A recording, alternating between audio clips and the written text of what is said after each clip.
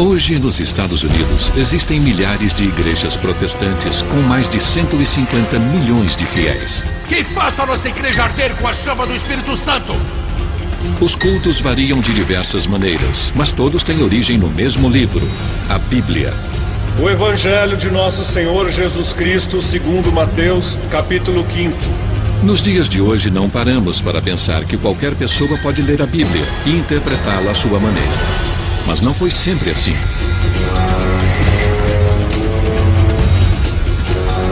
Sabemos que por trás da Bíblia existe uma história sombria de subversão, contrabando, prisões e assassinatos. A Bíblia já foi escrita em uma língua que ninguém compreendia. E quando as pessoas começaram a ler a palavra de Deus diretamente em inglês, teve início uma revolução na essência da fé popular. Por isso, séculos atrás, a Bíblia em inglês tornou-se um livro ilegal. E alguns homens sacrificaram suas vidas para traduzi-la. John Wycliffe, Thomas Cranmer e William Tyndale. Quanto ao Papa, eu o recuso, ele é inimigo de Deus e é o anticristo. Sua luta transformou o acesso à Bíblia em um dos fundamentos do cristianismo e da democracia moderna.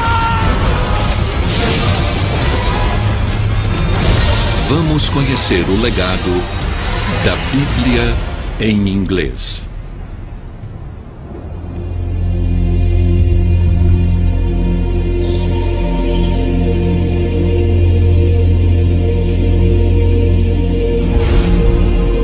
Pai nosso que estais no céu, santificado seja o vosso nome.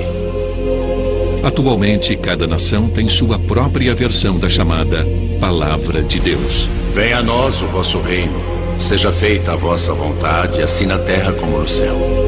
Porém, as línguas originais da Bíblia foram o hebraico e o grego antigo. O pão nosso de cada dia nos dai hoje. Perdoai as nossas ofensas. A tradução para o inglês foi feita somente em 1526 e, na época, foi um ato ilegal. As autoridades inglesas acreditavam que se pessoas comuns lessem a Bíblia por conta própria, questionariam a autoridade da igreja.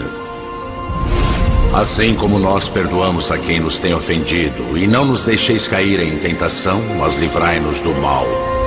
Amém. Portanto, quando a Bíblia em inglês surgiu na década de 1380, ela não marcou apenas o renascimento religioso, mas também uma reviravolta política. Naquela época, existia somente uma igreja em toda a Europa Ocidental. Era a igreja que hoje chamamos de Católica Apostólica Romana, e seu pontífice era o Papa. A igreja, com certeza, monopolizava a maneira como as pessoas vivenciavam o cristianismo. Não havia outras opções. Não se conseguia salvação em uma outra igreja.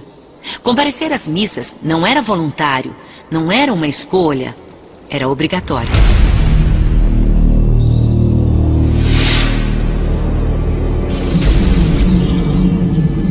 Mas em meados do século XIV, uma série de acontecimentos drásticos começou a destruir o velho mundo.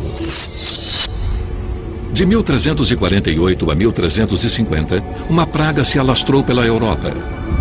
A peste negra matou quase metade da população. Comunidades inteiras foram varridas do mapa e ninguém sabia explicar a causa dos acontecimentos. Acreditavam apenas ser a vontade de Deus. A Europa foi dominada pela morte. E a igreja, com sua promessa de salvação, era a única saída. Mas a Bíblia não era o centro das práticas da igreja, e sim a missa. Celebrada por padres, era um sacramento com o poder de conferir a vida eterna. Este ritual, no qual acredita-se que pão e vinho tornam-se o corpo e o sangue de Jesus Cristo, era tão importante quanto o próprio Evangelho. Mas o povo era excluído. Os padres se voltavam para o altar, ficando de costas para os fiéis, e falavam em latim, uma língua inacessível, que apenas os sacerdotes compreendiam. Mesmo que as pessoas ouvissem a leitura da Bíblia, ela também seria em latim, em uma tradução com 1000 anos de idade. Realizar os rituais e seguir as imposições do padre era o que levava ao paraíso. E isso concedeu à igreja um enorme poder político. O status de um padre era realmente de poder, porque eles eram capazes de executar milagres com suas palavras. E realmente era uma posição muito poderosa. Lá em cima, no altar, lidando com um grande mistério. Dominar a linguagem que o revelava devia ser muito impressionante para as pessoas que não entendiam as palavras que eram ditas.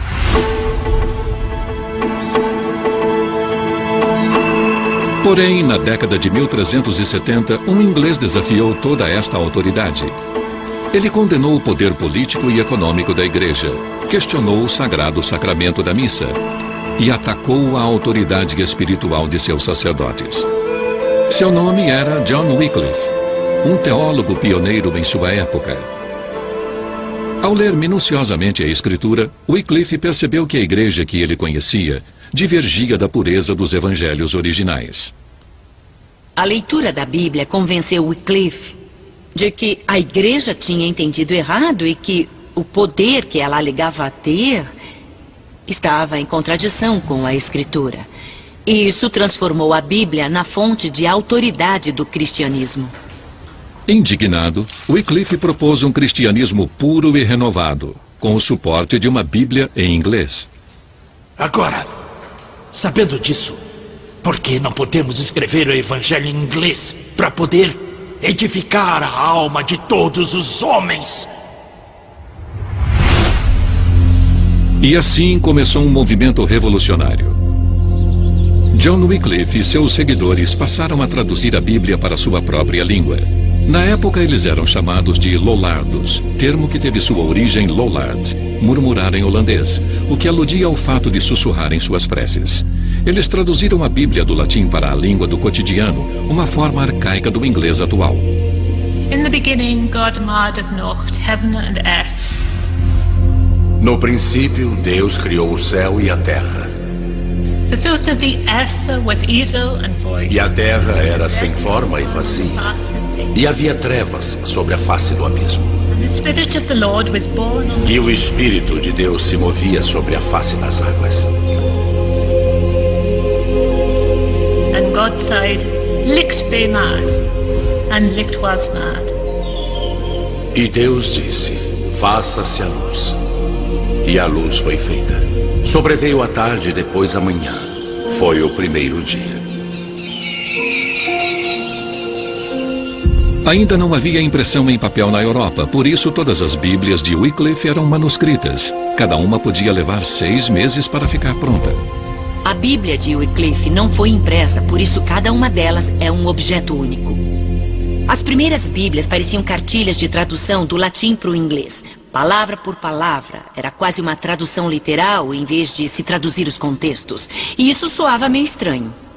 As últimas versões eram mais elaboradas, mais coerentes, de leitura mais agradável. Já não parecia que alguém estava aprendendo a traduzir, mas sim pensando biblicamente.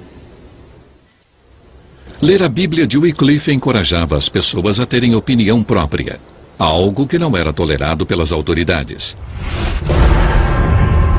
Isso abalava o status quo da igreja e do Estado. Wycliffe morreu em 1384. Logo em seguida, uma série de medidas repressoras tentaram acabar com o movimento dos Lollardos, o Lollardismo. Em 1407, os livros de Wycliffe foram proibidos e a tradução da Bíblia para o inglês se tornou ilegal. A partir de então, possuir uma Bíblia em inglês era considerado heresia. E a punição para a heresia era a fogueira. Em 1415, 30 anos após sua morte, um concílio da Igreja Católica condenou Wycliffe como herege, dando início a um ritual bizarro. Em 1428, quase meio século depois de ser enterrado, o corpo de Wycliffe foi exumado pelas autoridades. Esta exumação macabra foi a vingança da Igreja.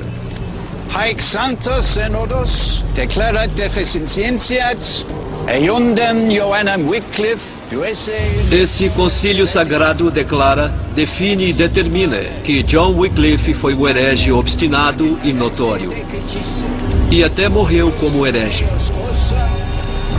Em seguida, seu corpo foi entregue às autoridades e levado à fogueira. Este concílio o excomunga completamente e condena sua memória.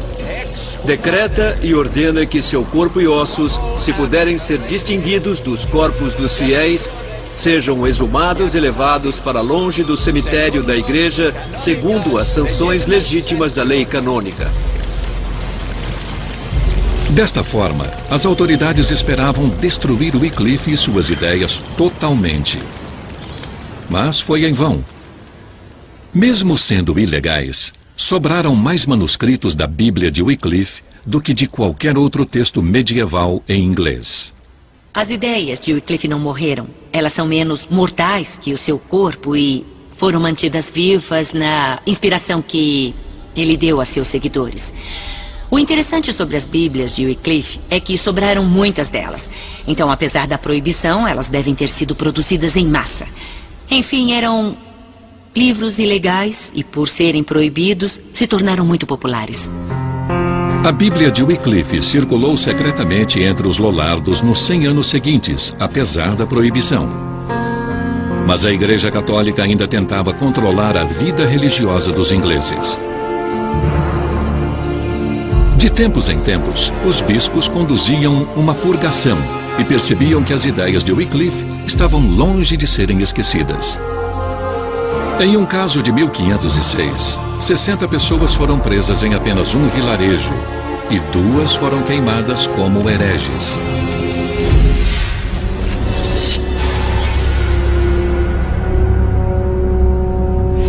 Na década de 1520, quando o rei inglês Henrique VIII ocupava o trono, a Igreja Católica dominante sofreu um novo ataque.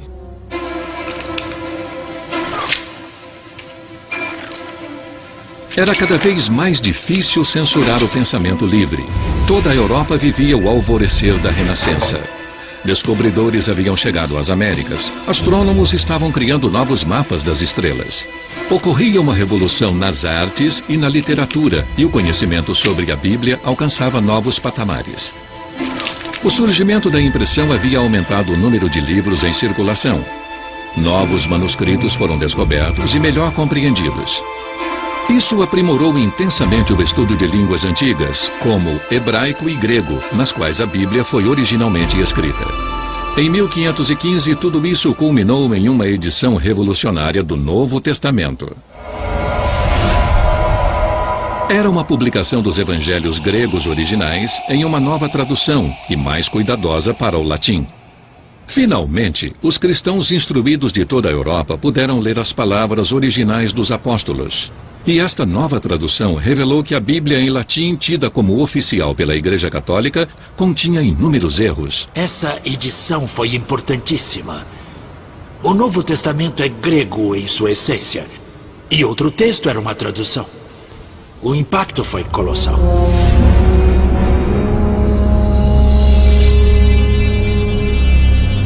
No princípio era o Verbo, e o Verbo estava com Deus, e o Verbo era Deus. E ele estava no princípio com Deus. Todas as coisas foram feitas por ele, e sem ele, nada do que foi feito se fez.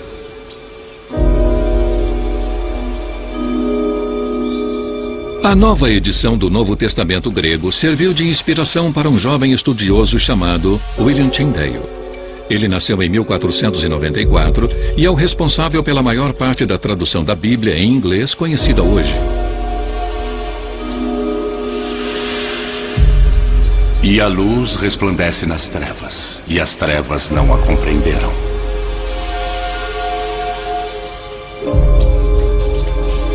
Tyndale abominava a proibição da Bíblia em inglês pela Igreja, porque criava uma barreira entre os fiéis e a palavra de Deus.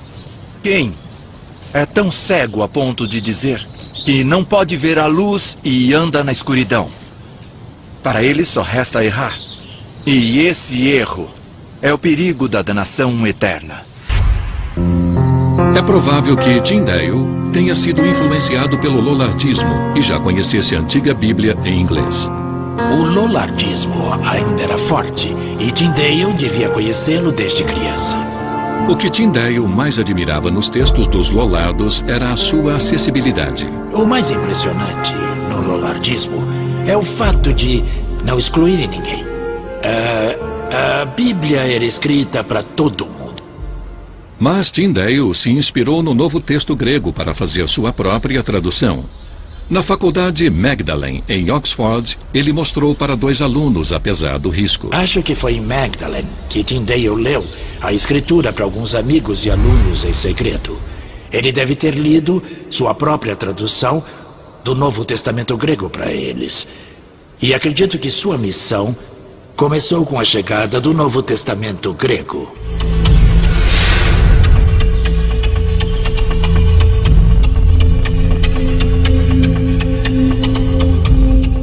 Tyndale não foi o único. Do outro lado da Europa, este foi o estopim de movimentos religiosos. O maior deles eclodiu em Wittenberg, na Alemanha. Lá, um monge chamado Martinho Lutero havia estudado o Novo Testamento minuciosamente, assim como Wycliffe. Isso resultou em um embate com as autoridades da igreja. Para ele, o poder e a riqueza da igreja eram uma exploração inaceitável dos fiéis. Sua revolta deu início ao que chamamos hoje de Reforma Protestante. Ela dividiu a Europa para sempre e guerras religiosas devastariam o continente por 1 século e meio. Acho que não aconteceu nada de inevitável durante a época da Reforma. Mas essa briga tocava em questões muito profundas. A salvação e a entrada no paraíso. E o que os protestantes afirmavam era que eu e você não podemos fazer nada pela nossa salvação. Tudo está nas mãos de Deus. A mensagem de Lutero é essa. O problema é que a igreja medieval afirmava: você pode tomar atitudes sim para ser salvo. Existe um lugar chamado purgatório onde você pode passar um tempo. Podemos orar por você para ajudar a entrar no paraíso. Lutero era contra essa ideia de que você e eu podemos fazer alguma coisa. Lutero insistia que a fé, e apenas a fé, era a chave para a salvação. Isso feriu o papel da Igreja Católica como a intermediária privilegiada entre os fiéis e seu Deus. Surgia assim a base do protestantismo. Lutero não se calou com as ordens do Papa, e foi isso que causou a divisão. Ao contrário da Inglaterra, a Alemanha não proibia traduções da Bíblia. Em 1522, Lutero publicou sua própria versão em alemão do Novo Testamento. Apesar de suas origens heréticas, esta versão foi um sucesso. A primeira edição de milhares de cópias se esgotou em semanas. De volta à Inglaterra, Tyndale continuou seu trabalho clandestino, esperando reproduzir o sucesso de Lutero. Porém, a Inglaterra católica era um lugar perigoso para pessoas com uma visão religiosa não convencional. Tyndale enfrentou uma dura resistência ao difundir suas crenças polêmicas. Ele foi intimado pelo tribunal eclesiástico por disseminar a heresia. Embora tenha conseguido se defender, Tyndale foi desacreditado. Porém, permaneceu convicto em levar a palavra de Deus para o povo inglês. Se Deus me permitir, em poucos anos, poderei fazer um menino lavrador compreender as Escrituras melhor do que tu.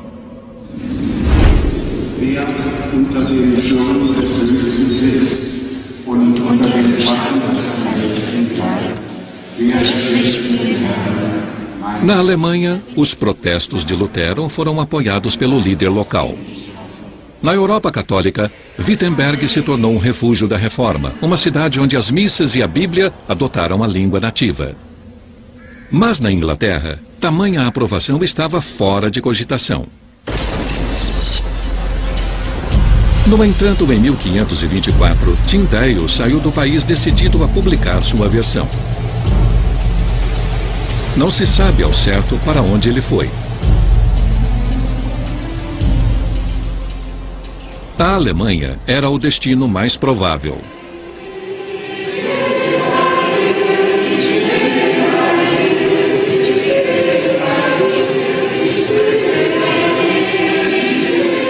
Como Lutero estava firme no comando de uma reforma protestante ativa e segura, era natural imaginar que Tyndale fosse se juntar a ele em Wittenberg. Mas, na verdade, não existem muitas provas. Afinal, Tyndale era um herege, e mesmo na Alemanha havia pessoas que o entregariam para as autoridades da igreja. Por isso, manteve seus passos em segredo. Mas existe um indício relevante. O livro de matrículas da Universidade de Wittenberg, que ainda existe.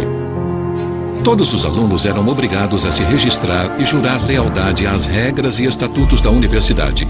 Sob o número 1508, encontramos o nome do irmão Martinho Lutero de Mansfield, o mesmo homem que deu início à reforma de Wittenberg. E quando estudiosos examinaram o livro em detalhes, outro nome surpreendente surgiu. Em 1524, exatamente o ano em que Tyndale fugiu da Inglaterra, o manuscrito exibe o nome latino Guilhelmus Dalton ex Anglia, ou William Dalton da Inglaterra. Os estudiosos perceberam que, ao inverter a posição das sílabas, lê-se Tyndall. Poderia ser o codinome de William Tyndale, um agente secreto espiritual? Tudo o que sabemos é que Tyndale terminou sua tradução do Novo Testamento na Alemanha. À sua volta, ele ouvia os sons de uma língua estrangeira, mas isso não abalou sua devoção à língua materna. Ao lado de seu assistente William Roy, um ex-frade inglês, ele trabalhou a partir da versão original em grego, da versão em alemão de Lutero e da versão de 1515 em latim. Desta forma, ele transformou o texto grego na base de toda a literatura inglesa subsequente. Palavras escritas para serem lidas em voz alta, o que influenciou o modo de falar inglês. E ele subiu a um monte. Assentando-se, aproximaram-se dele os seus discípulos e, abrindo a sua boca, os ensinava, dizendo: Bem-aventurados os pobres de espírito, porque deles é o reino dos céus. Bem-aventurados os que choram, porque eles serão consolados. Bem-aventurados os mansos, porque eles herdarão a terra. Bem-aventurados os misericordiosos, porque eles alcançarão misericórdia. Bem-aventurados os limpos de coração, porque eles verão a Deus. Bem-aventurados os perseguidos por causa da justiça, porque deles é o reino dos céus.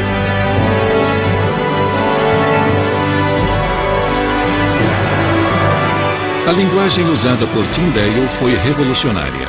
Seu estilo era simples e ele enfatizava a fala do dia a dia dos ingleses, natural e direta. Eu acho que foi um marco e fica muito evidente na escolha das palavras e na sua sensibilidade poética muito própria. Ele é mestre das palavras, como Shakespeare. E aconteceu naqueles dias que Jesus, tendo ido de Nazaré, e o centurião que estava defronte dele, vendo que assim clamando expirara, disse: Vós sois o sal da terra. Não tendo eles lei, para si mesmos são lei.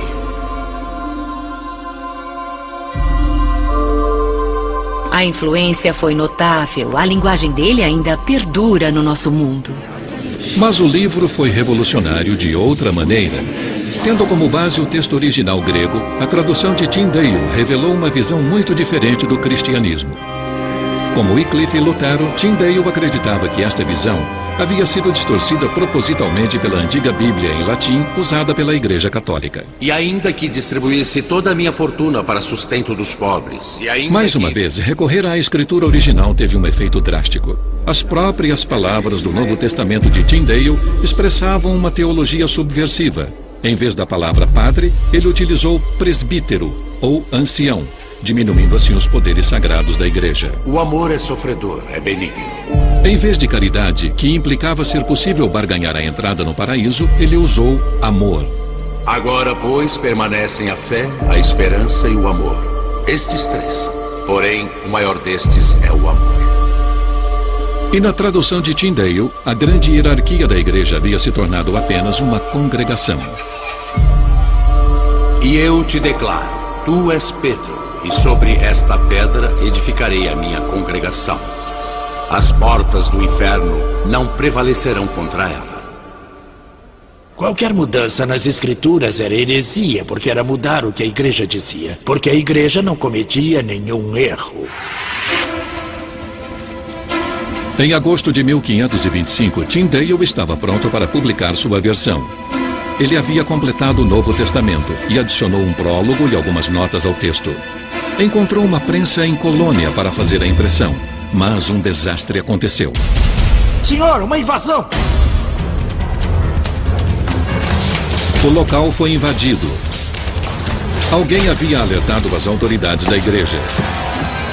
E Tyndale fugiu com somente uma parte do texto impresso. Destemido, ele começou tudo de novo.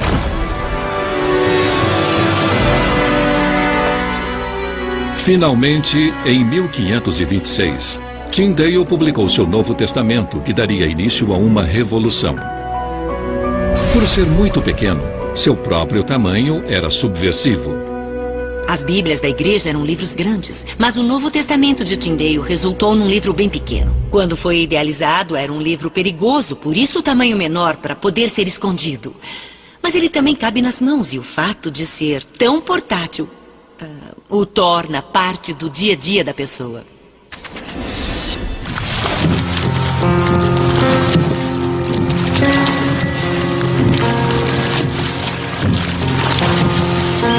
Poucas semanas depois da impressão, as primeiras 1000 cópias do Novo Testamento de Tyndale começaram a ser levadas à Inglaterra para serem vendidas no mercado negro. Tornou-se um best-seller. O governo reagiu com uma perseguição violenta. O Novo Testamento de Tyndale foi queimado em praça pública. Logo, as chamas não estavam apenas engolindo livros, mas também pessoas. Diz Paulo em Romanos: porque eu não me envergonho do Evangelho de Cristo. Pregadores que difundiam a palavra para grupos de transeuntes foram presos e levados à fogueira. Porém, a coragem fanática dos reformadores confirmou a força da Bíblia de Tyndale.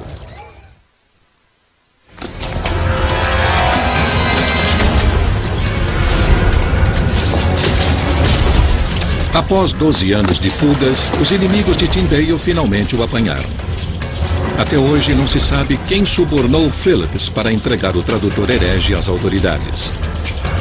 Mas não há dúvidas de que o plano foi traçado na Inglaterra.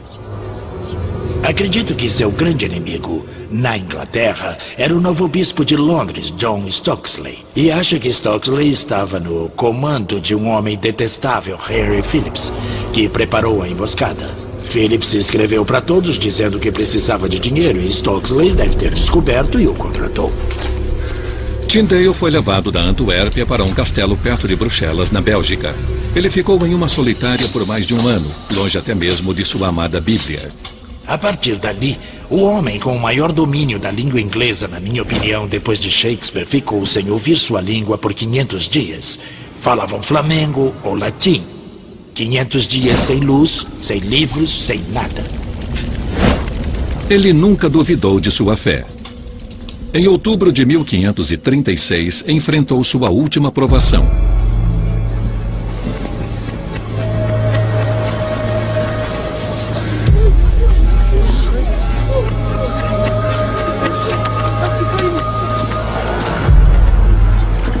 Ele foi ameaçado durante toda a sua vida adulta. No entanto, sua convicção não foi ofuscada.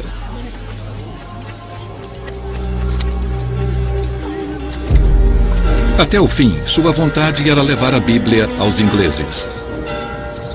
Senhor, abra os olhos do rei da Inglaterra!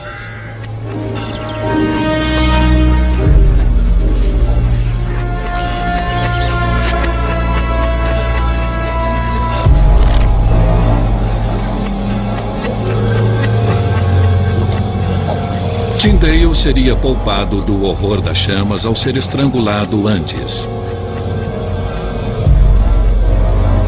Mas quando o fogo se ergueu ao seu redor, ele recobrou a consciência. O serviço havia sido mal feito.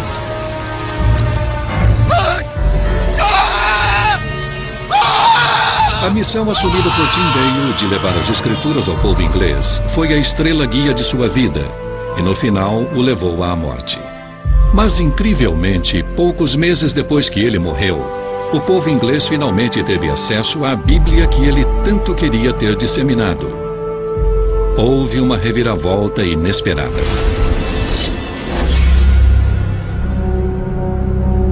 O homem cujos olhos Tyndale queria abrir era o rei inglês Henrique VIII. Hoje, o rei é lembrado por suas 6 esposas. Henrique precisava de um herdeiro com certa urgência e sua primeira rainha não conseguiu gerar um filho. Ele precisava se divorciar, mas o Papa não consentia. Henrique não tinha uma boa representação em Roma. E por isso a igreja não ia lhe conceder a anulação. Se a igreja não lhe concedesse um divórcio legal, ele teria que achar uma igreja disposta a isso. A reação de Henrique foi perturbadora. Ele se apoderou da igreja inglesa. Por toda a Inglaterra, é possível ver as ruínas da igreja católica medieval. São ruínas de mosteiros fechados por Henrique VIII após o rompimento com Roma. Elas são um símbolo permanente da revolução que atingiu a Inglaterra na década de 1530, depois da apropriação da igreja por Henrique VIII. O braço direito do rei, encarregado da transformação, foi o arcebispo de Canterbury, Thomas Cranmer. Mas a meta de Cranmer ia além do divórcio do rei Henrique e até da criação de uma igreja nacional. Ele queria que a Inglaterra se convertesse aos ideais protestantes.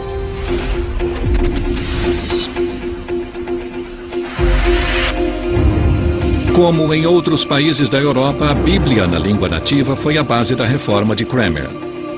Ele agiu rapidamente para preencher esta lacuna na Inglaterra.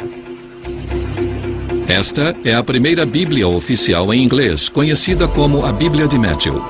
É supostamente o trabalho de um certo Thomas Matthew, mas o nome é um pseudônimo. Ela foi impressa na Antuérpia. E estas iniciais rebuscadas revelam aos estudiosos quem realmente fez o trabalho, W.T., de William Tyndale. 2 anos mais tarde, surge a Grande Bíblia de Cranmer. A maior parte do texto de Tyndale é mantida, mas esta publicação é enfim oficial. Ela foi adotada pelas igrejas inglesas por decreto real.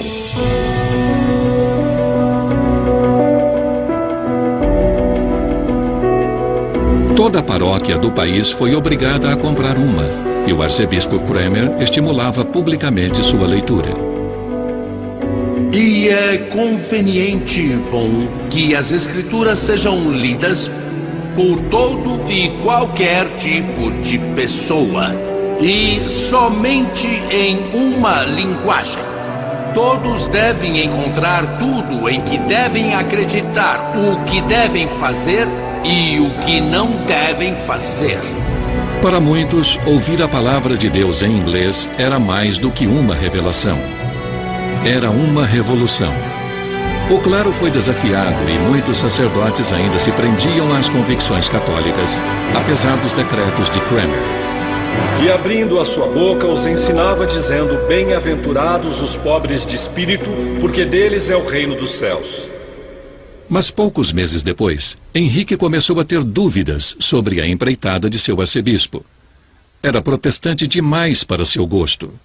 Se o ato de não reconhecer a autoridade do Papa é ser protestante, então Henrique era um ótimo protestante. Se é realmente a crença central de que você é salvo pela fé e não pelas boas ações, então Henrique não era protestante, era bem conservador. Mas os filhos de Henrique eram bem menos ambíguos. E quando ele morreu em 1547, uma tempestade religiosa encobriu a Inglaterra. Quem o sucedeu foi seu único filho, Eduardo, um protestante. Ele era afilhado de Cranmer. Enfim, a reforma deslanchou.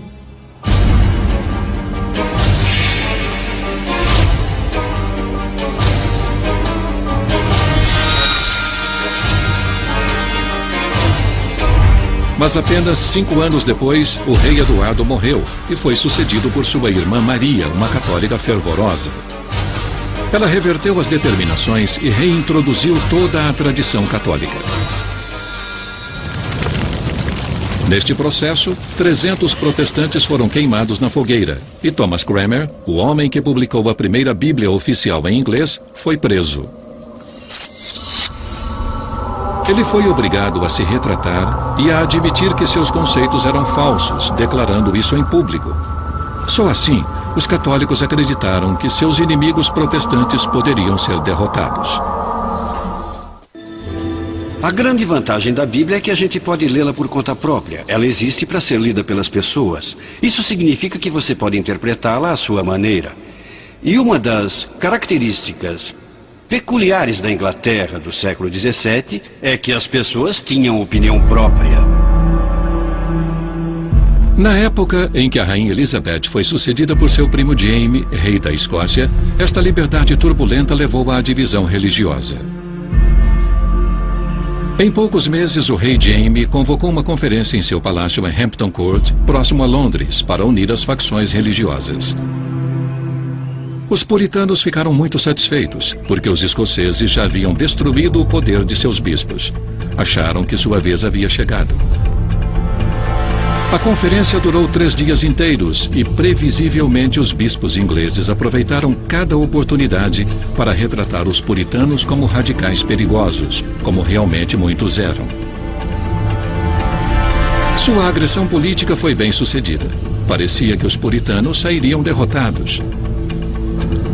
Até que um dos religiosos puritanos sugeriu uma nova tradução da Bíblia. O líder dos bispos aprovou a ideia de que uma nova Bíblia seria conveniente para todos. Assim, o rei Jaime encomendou uma nova Bíblia, cujo propósito era agradar todas as partes e promover a base de uma verdadeira Igreja Nacional, em que todos pudessem se unir nos mesmos rituais.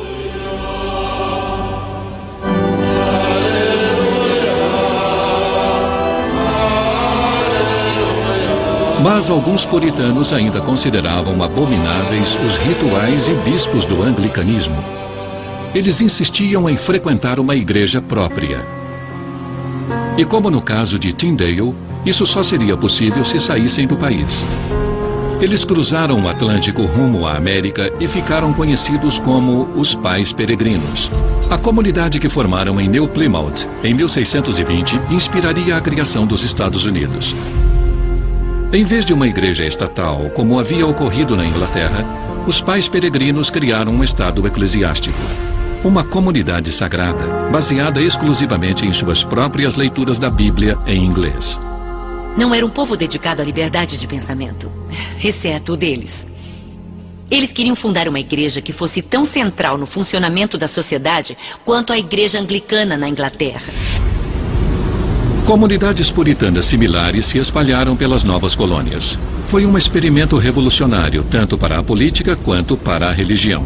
E por trás de tudo isso estavam as palavras da Bíblia do rei Jaime, que havia sido trazida pelos peregrinos. Ela se tornou parte essencial da vida norte-americana até os dias de hoje. Para a maioria das pessoas, a linguagem do século XVII na Bíblia do rei Jaime é a voz de Deus. É como a Bíblia deve soar. Bem-aventurados os pobres de espírito, porque deles é o reino dos céus. Bem-aventurados os limpos de coração, porque eles verão a Deus. Bem-aventurados os que têm fome e sede de justiça, porque eles serão fartos. Bem-aventurados os misericordiosos, porque eles alcançarão misericórdia. A linguagem da Bíblia do rei Jaime é rica e bonita e esteticamente estimulante. E para a maioria das pessoas de tradição protestante, que não enfatiza as artes visuais, eu acho que essa linguagem se tornou o único prazer estético.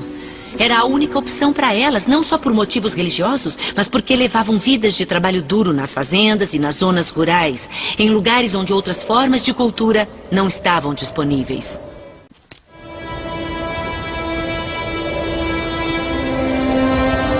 A experiência da região da Nova Inglaterra nos Estados Unidos dependia de um entusiasmo contínuo pela Igreja e pela Bíblia. E por volta da década de 1730, a convicção religiosa e o entusiasmo dos primeiros colonizadores esfriou em toda a área. E então ocorreu um acontecimento extraordinário. Porque Deus amou o mundo de tal maneira que deu seu Filho unigênito para que todo aquele que nele crê não pereça, mas tenha a vida eterna. Em Northampton, Massachusetts, o pastor Jonathan Edwards percebeu uma nova onda de entusiasmo religioso em seus cultos. Ele o chamou de o Grande Despertar.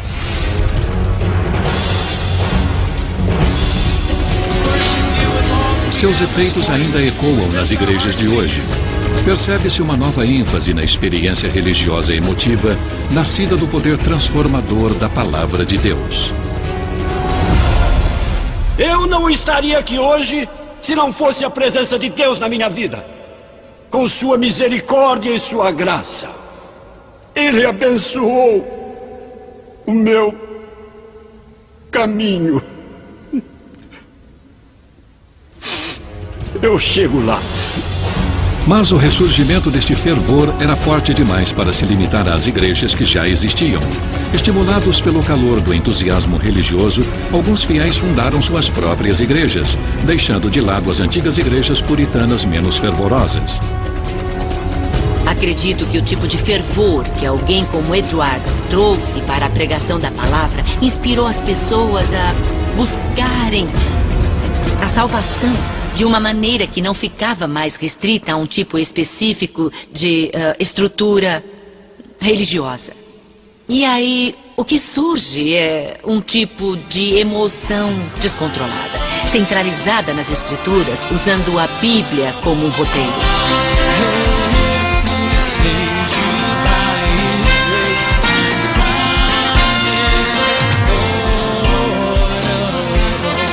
Este fervor pela Bíblia produziu uma explosão de novas igrejas.